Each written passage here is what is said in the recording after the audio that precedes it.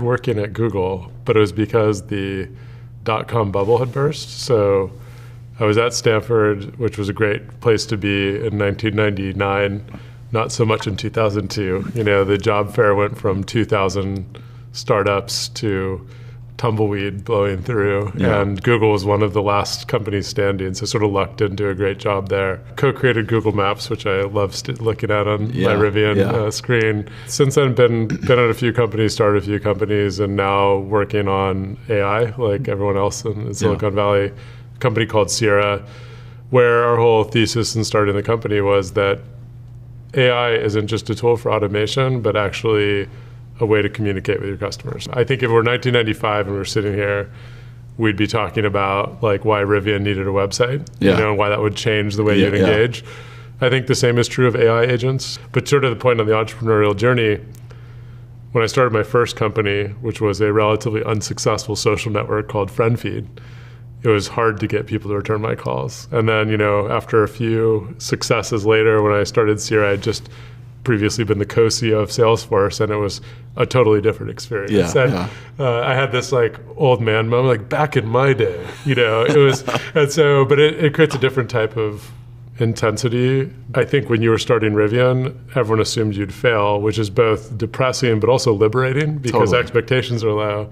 When you get to starting your third company, which is mine now, people are like, oh, this is going to be a rocket ship. In your head, you're like, gosh, I hope it's a rocket ship, because if it's not, like, I'm a loser. Building a new business today, you have very different set of tools at your disposal than you or I would have had 15, 20 years ago. If you were thinking about starting a company from scratch today, which you just went through with Sierra, but for first-time founders, how would you think about this differently? Too many entrepreneurs are working on AI directly rather than applications of AI.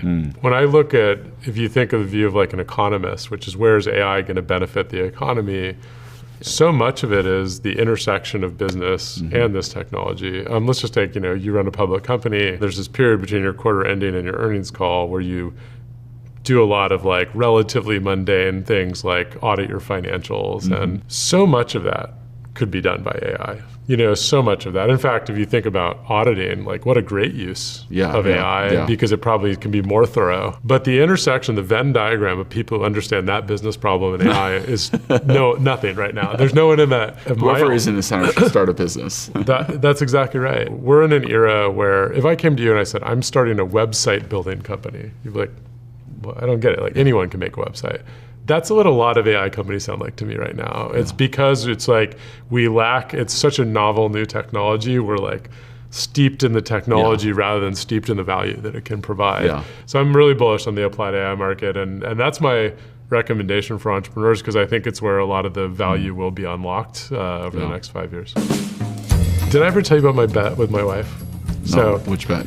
I bet my wife in the hospital with our first child that she wouldn't get her driver's license because of autonomous driving and on-demand services like Uber and Lyft. And she just got her driver's license, so I paid her the $10. In some ways, you're a young company, but there's a few huge trends that have happened since. Number one is generative AI. And then similarly, you have autonomous driving. How much do you like pivot in the face of those new technologies, and how much do you, kind of slow and steady absorb? For us, big focus initially was building out a technology platform and then scaling it. When we launched what we call our Gen 1 vehicles, what we had in terms of autonomy was very light. We knew that needed to take a very different approach, and so right around the time we launched the car, this was in 2021, we started work on a complete reset to that system, which ultimately launched in our Gen 2. We brought the perception platform in-house, the compute platform in, and rebuilt it around more of a neural net-based approach or an end-to-end based approach versus a rules-based environment, which is how typically self-driving was done prior to actually a lot of innovations that came out of large language models.